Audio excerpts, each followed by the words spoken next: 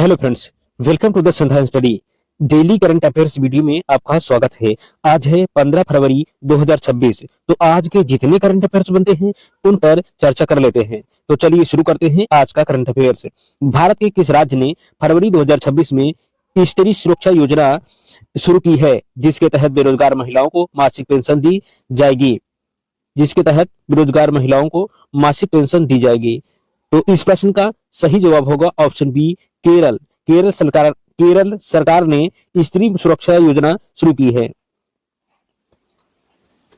केरल सरकार ने स्त्री सुरक्षा योजना के अंतर्गत 18 से 60 आयु वर्ग की बेरोजगार महिलाओं को आर्थिक सहायता प्रदान करने की स्कीम बनाई है। इस योजना के तहत पात्र लाभार्थियों को 2,500 प्रति माह की पेंशन दी जाएगी। बजट आवंटन में केरल सरकार ने इसके लिए 1,200 करोड़ रुपए का प्रारंभिक कोष आवंटित किया है। इसकी पात्रता है कि बीपीएल परिवारों की महिलाएं और जिनका कोई अन्य आय स्रोत नहीं है, उन्हें यह लाभ प्राप्त होगा। नेक्स्ट क्वेश्चन है, प्रधानमंत्री नरेंद्र मोदी ने 14 फरवरी 2026 को किस उत्तर पूर्वी राज्य में उत्तर पूर्व की पहली हवाई पट्टी का उद्घाटन किया है? तो इस प्रश्न का सही जवाब है ऑप्शन सी। इस प्रश्न का सही जवाब क्या है? ऑप्शन सी है असम। असम के कंसिल गांव तिनसुकिया के पास NH-37 पर 3.5 किलोमीटर लंबी पट्टी का उद्घाटन किया है। यह भारत चीन सीमा के निकट सामरिक एयरबेस के रूप में आपातकालीन लैंडिंग में सक्षम है। इसकी क्षमता यह है कि सुखोई 30 MKI और C-130J हरक्यूलिस जैसे भारी मालवाहक विमान लैंड कर सकते हैं। इसे NHIDCL और भारतीय वायुसेना IAF के समन्वय से विकसित किया गया है। नेक्स्ट क्वेश्चन है, एशियाई राइफल पिस्तौल चैंपियनशिप 2026 में भारत ने कुल कितने पदकों के साथ शीर्ष स्थान हासिल किया है? इस प्रश्न का सही जवाब है ऑप्शन सी, 94 पदकों के साथ भारत ने एशियाई राइफल पिस्तौल चैंपियनशिप 2026 में शीर्ष स्थान प्राप्त कर लिया है। कुल पदक भारत ने 94 पदक जीते हैं, जिसमें 35 स्वर्ण और 32 रजत 27 कांस्य जीतकर पदक तालिका में प्रथम स्थान प्राप्त किया है।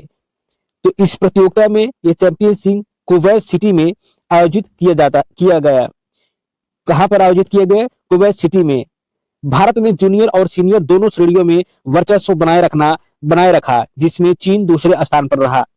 नेक्स्ट क्वेश्चन है, कृषि दर्शन एक्सपो 2026 का आयोजन 14 से 16 फरवरी 2026 को कहां किया जा रहा है? इस प्रश्न का सही जवाब है ऑप्शन बी, हिसार। 14वें कृषि दर्शन एक्सपो का आयोजन NRF-MTTI केंद्र हिसार में किया जा रहा है। इसका प्रमुख आकर्षण है कि भारत के पहले स्वदेशी हाइड्रोजन ड्रोन का अनावरण और बैटरी से चलने वाले ट्रैक्टरों का प्रदर्शन करना है। आधुनिक कृषि मशीनरी, पराली प्रबंधन और जैविक खेती के प्रति किसानों को जागरूक कराना है। इसमें सहभागिता करने वाले लगभग 350 कंपनियां और 1.5 लाख से अधिक किसानों के शामिल होने का अनुमान है। नेक्स्ट क्वेश्चन है, हाल ही में WHO ने पोलियो उन्मूलन के लिए किस नए ओरल पोलियो वैक्सीन को प्री क्वालिफाई किया है? इस प्रश्न का सही जवाब है ऑप्शन बी। इस प्रश्न का सही जवाब है ऑप्शन बी, NAPV2 पोलियो उन्मूलन के लिए पोलियो वैक्सीन को प्री क्वालिफाई किया है। वैक्सीन का नाम है NOPV2 Naval oral polio vaccine type 2। यह पारंपरिक टीकों की तुलना में अधिक आनुवंशिक रूप से स्थिर है। इसका उद्देश्य है कि मुख्य रूप से वेरिएंट टाइप 2 CVDP-P2 पोलियो के प्रकोप को रोकने के लिए, जो अक्सर पुराने टीकों के उत्परिवर्तन से होता है। इसका डेटा विश्व स्वास्थ्य संगठन WHO ने इसे व्यापक सुरक्षा डेटा के बाद पूर्ण उपयोग के लिए प्री क्वालिफाई किया है। अब तक 35 से अधिक देशों में इसके 1 बिलियन से अधिक डोज दिए जा चुके हैं।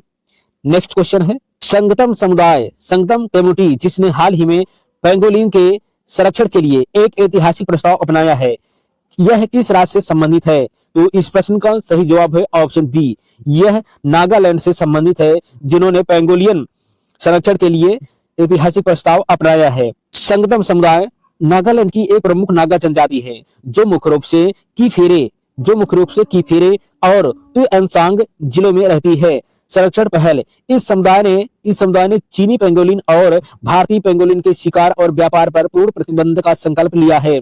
स्थित पेंगोलिन IUCN रेड लिस्ट में गंभीर रूप से लुप्त प्राय श्रेणी में आता है और यह दुनिया का सबसे अधिक तस्करी होने वाला स्तनपायी है। यह इस सामुदायिक भागीदारी को वन्यजीव संरक्षण के लिए राष्ट्रीय स्तर पर सराहा गया है। राष्ट्रीय स्तर पर इसे सराहा गया है। नेक्स्ट क्वेश्चन है, डिफेंस एक्विजिशन काउंसिल DAC ने भारतीय वायुसेना के लिए किस प्रणाली की खरीद हेतु एक्सेप्टेंस ऑफ नेसेसिटी को मंजूरी दी है? इस प्रश्न का सही जवाब है ऑप्शन ए। इस प्रश्न का सही जवाब ऑप्शन ए है high altitude produced satellite. DAC ने लगभग 1000 करोड़ की लागत से स्वदेशी HAPS के विकास और खरीद के लिए AON प्रदान की है। तकनीकी विशेषता यह है कि यह सौर ऊर्जा के चलने वाला UAV है जो 18 से 20 किलोमीटर की ऊंचाई पर स्ट्रेटोस्फीयर में महीनों तक उड़ान भर सकता है। इसका उपयोग रियल टाइम निगरानी, संचार और सीमा सुरक्षा, विशेषकर चीन और पाकिस्तान सीमा के लिए छद्म उपग्रह के रूप में किया जाएगा। इसका विकास CSIR NAL द्वारा मेक इन इंडिया के तहत विकसित किया जा रहा है। नेक्स्ट क्वेश्चन है, फरवरी 2026 में 16वें वित्त आयोग 16th फाइनेंस कमीशन ने राज्यों के लिए विभाज्य कर पूल में कितने प्रतिशत हिस्सेदारी बनाए रखने की सिफारिश की है? इस प्रश्न का सही जवाब है ऑप्शन ए 41%। 41%। यह सिफारिश अरविंद पनगड़िया की अध्यक्षता वाले 16वें वित्त आयोग ने करी है, जो शुद्ध लाभ में राज्यों के लिए 41% हिस्सेदारी को बरकरार रखने का सुझाव दिया है। यह 15वें वित्त आयोग यन के सिन्हा समिति की सिफारिश के समान ही है। विशेष प्रावधान यह है कि जम्मू कश्मीर और लद्दाख केंद्र शासित प्रदेशों की जरूरतों के लिए शेष 1% का समायोजन केंद्र के पास रहता है। संवैधानिक आधार यह है कि वित्त आयोग का गठन भारतीय संविधान के अनुच्छेद 280 के तहत राष्ट्रपति द्वारा किया जाता है। नेक्स्ट क्वेश्चन है, भारत यूरोपीय संघ मुक्त व्यापार समझौता इंडिया EU FTA 2026 के अनुसार यह समझौता भारत के निर्यात व्यापार के कितने प्रतिशत हिस्से को कवर करेगा? इस प्रश्न का सही जवाब है ऑप्शन सी 99%। इस समझौते के तहत यूरोपीय संघ EU भारत से होने वाले 99% से अधिक निर्यात पर टैरिफ सीमा शुल्क को चरणबद्ध तरीके से समाप्त करने पर सहमत हुआ है।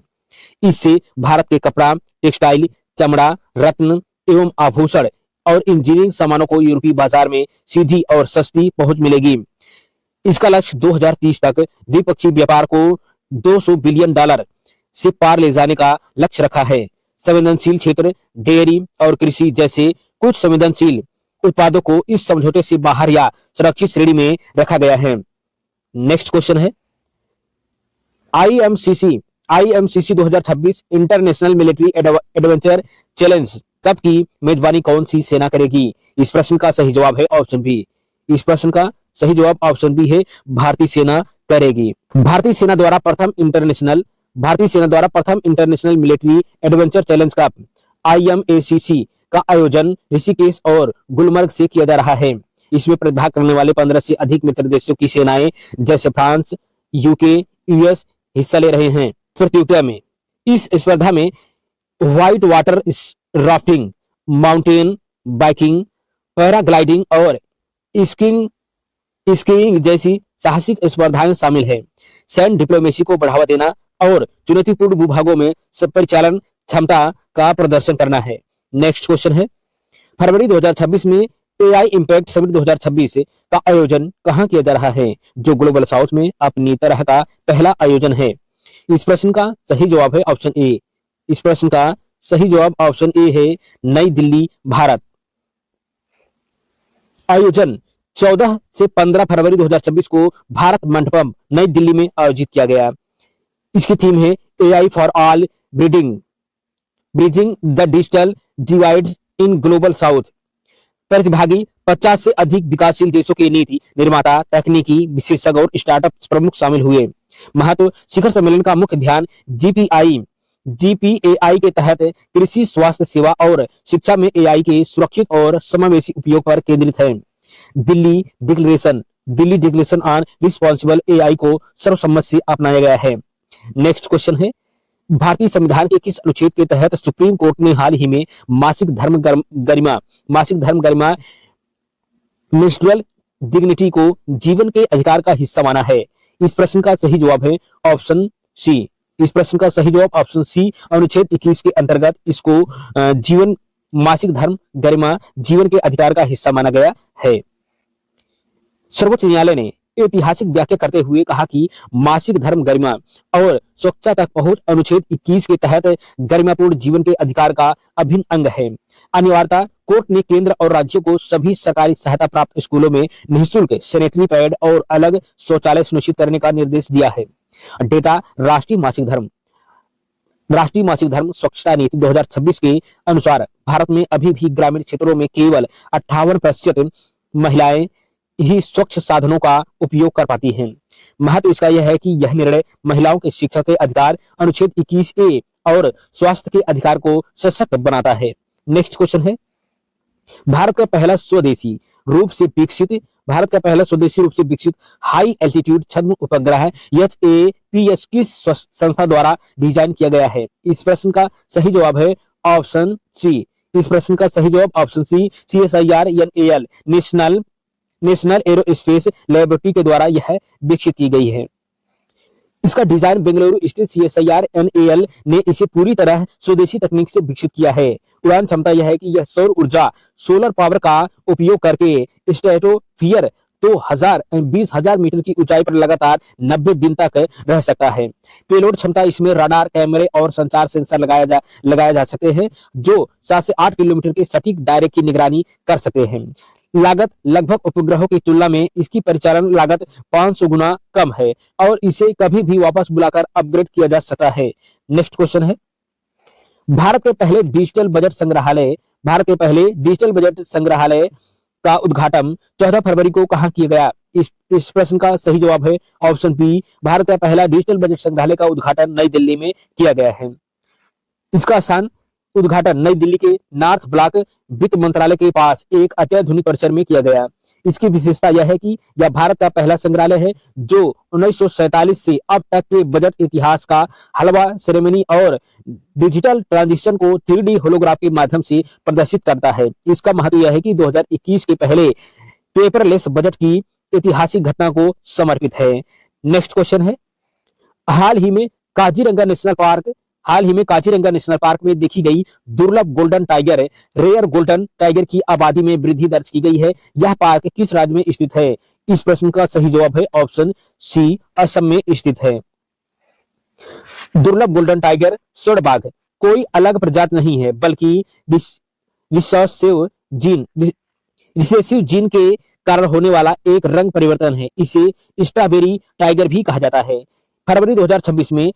फरवरी 2026 की गणना के अनुसार काजीरंगा में इनकी संख्या बढ़कर 6 हो गई है। यह दुनिया का एकमात्र वन्यजीव क्षेत्र है जहां जंगल पाए जाते हैं। पार्क की विशेषता, काजीरंगा यूनेस्को विश्व धरोहर स्थल है और दुनिया के 2/3 एक सींग वाले गैंडों का घर भी है। भौगोलिक स्थिति यह असम के गोलघाट और नागांव जिलों में ब्रह्मपुत्र नदी के किनारे स्थित है। नेक्स्ट क्वेश्चन है, ग्लोबल सस्टेनेबिलिटी इंडेक्स 2026 में भारत ने कौन सा स्थान हासिल प्राप्त किया है? इस प्रश्न का सही जवाब है ऑप्शन बी, भारत ने ग्लोबल सस्टेनेबिलिटी इंडेक्स में 62वां स्थान प्राप्त किया है। ग्लोबल सस्टेनेबिलिटी इंडेक्स 2026 में भारत 62वें स्थान पर रहा है। पिछले वर्ष 2025 की तुलना में भारत ने 5 स्थानों का सुधार किया है। सुधार के कारण यह सुधार मुख्य रूप से नवीकरणीय ऊर्जा क्षमता में वृद्धि और मिशन लाइफ जैसे पर्यावरण अनुकूल अभियानों के सफल कार्यान्वयन के कारण हुआ है। शीर्ष देश इस सूचकांक में डेनमार्क पहले स्थान पर जबकि स्वीडन और फिनलैंड क्रमशः दूसरे और तीसरे स्थान पर रहे। ध्यान देने योग्य तथ्य यह है कि हाल ही में लॉन्च हुए रिस्पॉन्सिबल नेशंस इंडेक्स RNI 2026 में भारत को 16वां स्थान प्राप्त मिला है जो सस्टेनेबिलिटी इंडेक्स से अलग एक नया मानक है। तो डेली करंट अफेयर्स वीडियो में बस इतना ही। मिलते हैं नेक्स्ट वीडियो में, तब तक चैनल को सब्सक्राइब, लाइक, शेयर जरूर करें। धन्यवाद।